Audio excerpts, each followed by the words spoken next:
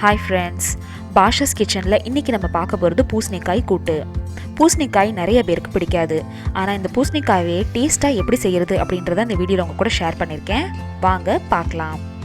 பூசணிக்காய் கூட்டு செய்யறதுக்கு இங்க நான் 2 டேபிள் ஸ்பூன் பாசிப்பருப்பு எடுத்திருக்கேன். பாசிப்பருப்பை ஒரு 10 இருந்து 20 நிமிஷத்துக்கு தண்ணியில ஊற வெச்சுக்கோங்க. அவசரத்துல இந்த லஞ்ச் ப்ரிப்பேர் பண்றீங்க அப்படினா இத நீங்க வெதுவெதுப்பான தண்ணியிலயும் ஊற வெச்சுக்கலாம்.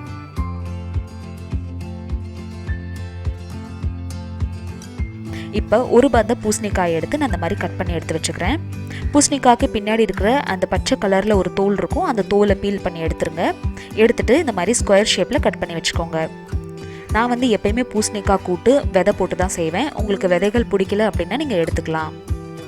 பூசணிக்காய் யூஸ்வலாக பார்த்தீங்கன்னா ரொம்ப பிளாண்டான டேஸ்ட்டில் இருக்கும், அதனால நிறைய பேருக்கு பிடிக்காது. சாம்பாரில் போட்டிங்கன்னா கூட எடுத்து போட்டுருவாங்க. ஆனால் இந்த ரெசிபியை நான் சொன்ன மாதிரியே செஞ்சு பாருங்கள். பூசணிக்காய் பிடிக்காதவங்க கூட கண்டிப்பாக விரும்பி சாப்பிடுவாங்க. பூசணிக்காய் ஒரு தண்ணிக்காய் அப்படின்றதுனால இந்த நிறைய நியூட்ரிஷன் ஃபேக்டருக்கு நிறைய ஃபைபர் இருக்குது. அதனால இதை நம்மளோட சாப்பாட்டில் நம்ம கண்டிப்பாக சேர்த்துக்கணும். இப்போ இந்த கூட்டு செய்யறதுக்கு ஒரு மிக்சியில் 2 பச்சை மிளகாய் சேர்த்துருக்கேன். அப்புறம் ஒரு சில் தேங்காவை இந்த மாதிரி கட் பண்ணி சேர்த்துக்கோங்க.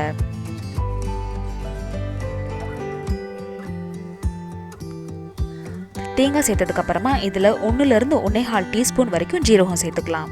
உங்களுக்கு இன்னும் கொஞ்சம் காரம் வேணும் அப்படின்னு நினச்சிங்கன்னா இந்த ஸ்டேஜில் ஒரு 4-5 மிளகு கூட நீங்கள் இதில் சேர்த்துக்கலாம். ஆனால் நான் இதில் மிளகு சேர்த்துக்க போகிறதில்ல.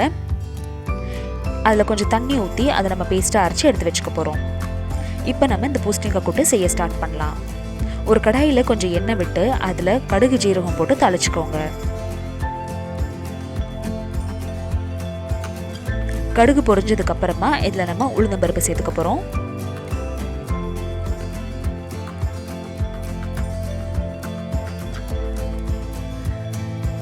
அடுத்ததாக அதில் கருவேப்பிலை சேர்த்துக்கோங்க.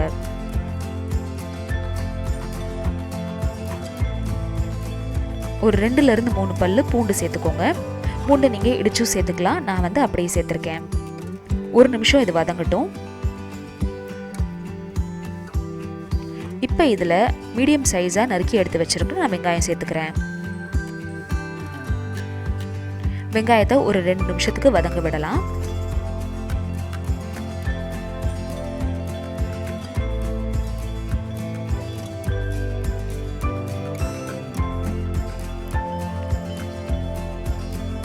வெங்காயம் வதங்கினதுக்கு அப்புறமா ஒரு தக்காளி இதில் சேர்த்துக்கோங்க. பெரிய தக்காளியாக இருந்துச்சுன்னா பாதியாக சேர்த்துக்கலாம், இல்லை சின்ன தக்காளி இருந்துச்சுன்னா ஒரு தக்காளி சேர்த்துக்கோங்க. தக்காளி வதங்கினதுக்கு அப்புறமா நம்ம ஊற வச்சிருந்த இந்த பாசிப்பருப்பை இதில் சேர்த்துக்க போகிறோம், தண்ணி இல்லாமல். பாசிப்பருப்பை 1 நிமிஷத்துக்கு இந்த எண்ணெயில் நல்லா வதங்க விடுங்க.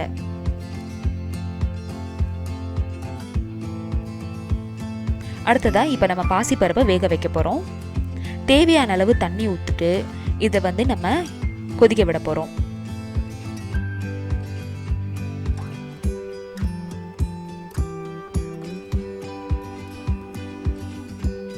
ஒரு கொதி வந்த உடனே இந்த ரெசிபிக்கு தேவையான உப்பு சேர்த்துக்கோங்க. உப்பு சேர்த்துட்டு லிட் க்ளோஸ் பண்ணி ஒரு 8 to 10 நிமிஷத்துக்கு வேக விடுங்க. 10 நிமிஷத்துக்கு அப்புறமா இப்போ நான் ஓப்பன் பண்ணுறேன். ஒரு தடவை ஓப்பன் பண்ணி கிளறி விட்டுருக்கேன். இப்போ நம்ம நறுக்கி எடுத்து வச்சிருக்க பூசணிக்காவை சேர்த்துடலாம்.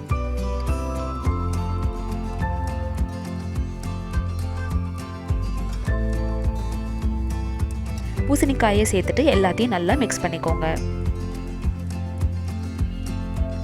இதே ஒரு 4 to 5 நிமிஷத்துக்கு லோ ஃப்ளேமில் வேக விடலாம். ஒரு 5 நிமிஷத்துக்கு அப்புறம் பாருங்கள், நம்மளோட பூசணிக்காய் நல்லா வெந்துருச்சு.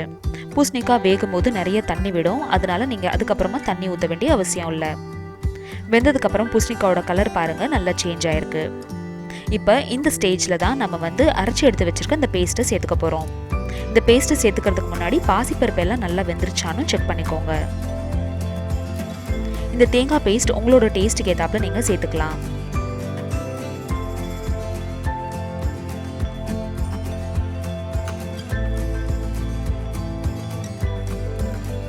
அடுத்ததாக இதில் கொஞ்சமாக மஞ்சத்தூள் அப்புறம் உப்பு போட்டு நான் சேர்த்துக்கிறேன்.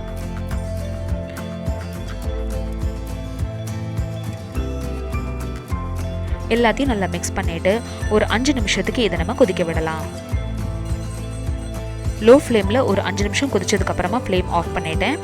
இப்போ இதை நம்ம ஓப்பன் பண்ணலாம். நம்மளோட பூசணிக்காய் கூட்டு ரெடி ஆயிடுச்சு. இந்த பூசணிக்காய் கூட்டு ரெசிபி உங்களுக்கு பிடிச்சிருந்துச்சுன்னா இந்த வீடியோக்கு ஒரு லைக் கொடுங்க. என்னோட சேனலை ஃபர்ஸ்ட் டைம் பார்க்குறீங்கன்னா கண்டிப்பாக சப்ஸ்கிரைப் பண்ணுங்கள். இந்த பூசணிக்காய் கூட்டு நீங்கள் ரைஸ்க்கு வச்சு கொடுக்கலாம். இதில் வந்து நம்ம நெய் ஊற்றிட்டு ரைஸ் வச்சு சாப்பிட்டோன்னா ரொம்ப டேஸ்ட்டாக இருக்கும். அப்படி உங்களுக்கு ரைஸ்க்கு வச்சு இதை சாப்பிட பிடிக்கல அப்படின்னா சப்பாத்தி இல்லை பூரி கூட வச்சு சாப்பிட்லாம். இதே மாதிரி புடலங்காய் கூட்டும் நூக்கல் பொரியல் எப்படி செய்யணும் அப்படின்றது வேணும்னா கீழே டிஸ்கிரிப்ஷன் பாக்ஸில் லிங்க் பாருங்கள். இந்த டேஸ்டியான பூசணிக்காய் கூட்டு நீங்களும் செஞ்சு பார்த்துட்டு உங்களுக்கு எப்படி வந்துச்சு அப்படின்றத எனக்கு கமெண்ட் செக்ஷனில் சொல்லுங்கள். Thank you so much for watching. Bye.